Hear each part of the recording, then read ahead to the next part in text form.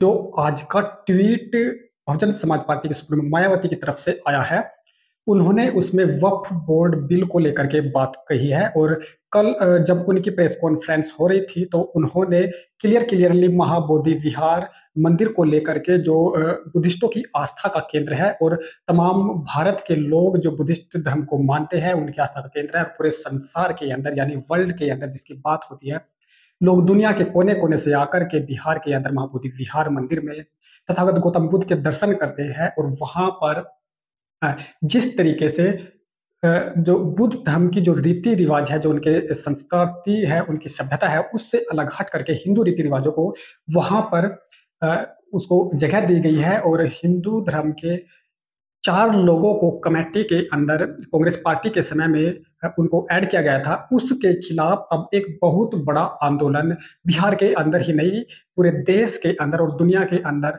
फैल चुका है। दुनिया भर से लोग इस आंदोलन में भाग ले रहे हैं और यहाँ तक कि देश-विदेश के जो लोग हैं, वो भी तथागत गौतम बुद्ध के इस आस्था के केंद्र को अपनी सहमति दे रहे हैं। आपको बता दें कि बहुजन समाज पार्टी की सुप्रीमो मायावती ने भी इस पर प्रेस कॉन्फ्रेंस करके क्लियर कहा है, और उन्होंने ये बात क्लियर बोली है कि जिस तरीके से प्रत्येक धर्म को अपनी आस्था और अपनी संस्कृति सभ्यता को मानने का, उसको फॉलो करने का अधिकार है, उसी तरीके से तथागत गौतम बुद्ध के विचार सिद्धांत, उनकी संस्कृति, उनकी सभ्यता को मानने का अधिकार भी बौद्ध धर्म के लोगों को, उनके अनुयायियों को ही होना चाहिए। इसमें किसी अन्य धर्म की एंट्री बिल्कुल सही नहीं है। तो इसको लेकर के बहुजन समाज पार्टी के सुप्रीमो मायावती ने प्रेस कॉन्फ्रेंस की थी। साथ ही साथ वक्फ बिल बोर्ड को लेकर के जिस तरीके का सरकार ने एक बिल पास किया है, उस पर भी मायावती जी ने ऐतराज जताया है। उन्होंने कहा है कि वक्फ बिल बोर्ड को लेकर के सरकार को इस पर दोबारा विचार विमर्श करना चाहिए, और क्योंकि किसी भी धर्म की सभ्यता संस्कृति को, उस धर्म की सभ्यता संस्कृति को मानने वाले उनके अनुयायियों को अधिकार होना चाहिए, और इसका ये जो अधिकार है, ये भारत के संविधान ने प्रत्येक व्यक्ति को दिया है उसकी सभ्यता, उसकी संस्कृति को मानने के लिए। आज जो बहुजन समाज पार्टी की सुप्रीमो मायावती ने जो ट्वीट किया है, उसको हम आपको पढ़कर सुनाते हैं। आखिर बहुजन समाज पार्टी की सुप्रीमो मायावती जी ने क्या कहा है।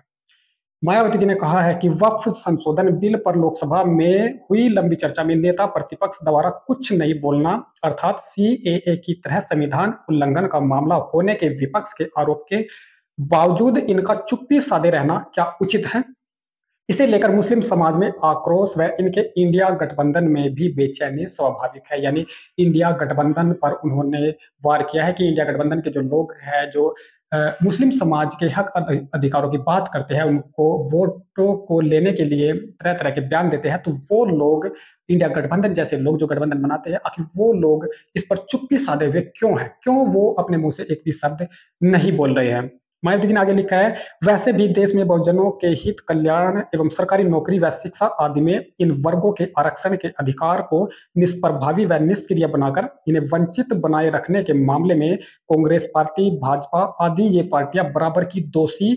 धार्मिक अल्पसंख्यकों को भी इनके छलावे से बचना चाहिए। यानी जो आरक्षण का जिस तरीके से भारतीय जनता पार्टी और कांग्रेस पार्टी ने दोहन किया है, उन्होंने लगातार जो सरकारी संस्थाएं हैं उनके निजीकरण की जो प्रक्रिया है उसको लगातार लागू रखा है, और आज भी जो निजीकरण का जो उनका तरीका है वो काफी हद तक उसको प्रक्रिया में लाया जा रहा है। तो इस प्रक्रिया के तहत जो आरक्षण का जो मुद्दा है, यानी जो आरक्षण लोगों को मिलना चाहिए, ओबीसी एससी एसटी समाज के जो लोग हैं, उनके रिजर्वेशन पे सीधे सीधे चोट करती है भारतीय जनता पार्टी और कांग्रेस पार्टी। साथ ही साथ जो यही प्रक्रिया, यही जो इस तरीके की आरक्षण की जो विरोधी कार्यशैली है, वही समाजवादी पार्टी के मुखिया अखिलेश यादव जी की भी रही है। उनकी पार्टी के लोगों ने भी आरक्षण का विरोध किया है, प्रमोशन में रिजर्वेशन का विरोध किया है। उन्होंने पहले भी संसद के अंदर इस तरीके के जो प्रमोशन में रिजर्वेशन का जो बिल था उसको फड़वाने का काम किया था। मायावती ने अपने ट्वीट में लिखा है कि इनके ऐसे रवैये के कारण उत्तर प्रदेश में भी बहुजनों की स्थिति हर मामले में काफी बदहाल व त्रस्त, जबकि भाजपाइयों को कानून हाथ में लेने की छूट है। साथ ही बिजली व अन्य सरकारी विभागों में बढ़ते हुए निजीकरण से हालात चिंतनीय, सरकार जनकल्याण का संवैधानिक दायित्व सही से निभाए।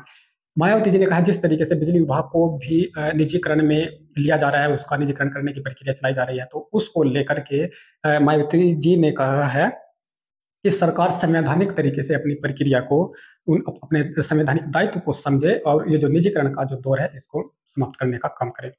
तो बहुजन समाज पार्टी की सुप्रीमो मायावती जी ने जिस तरीके से जो समाज की आवाज़ उठाती है, इस तरीके की आवाज़ किसी भी और पार्टी के जो लोग हैं वो नहीं उठाते हैं। अर्थात बहुजन समाज पार्टी दलित पिछड़ों की पार्टी है, गरीब और मजदूर लोगों की पार्टी है। भारतीय जनता पार्टी कांग्रेस पार्टी ने आरक्षण के खिलाफ जाकर के निजीकरण को बढ़ावा देने का काम किया है। आप लोगों को वीडियो कैसा लगा है, कमेंट करके ज़रूर बताइएगा। आप लोग देख रहे हैं हमारा यूट्यूब चैनल राजपथ दस्तक। मैं हूँ आपके साथ पंकज बाबरा। जय भीम।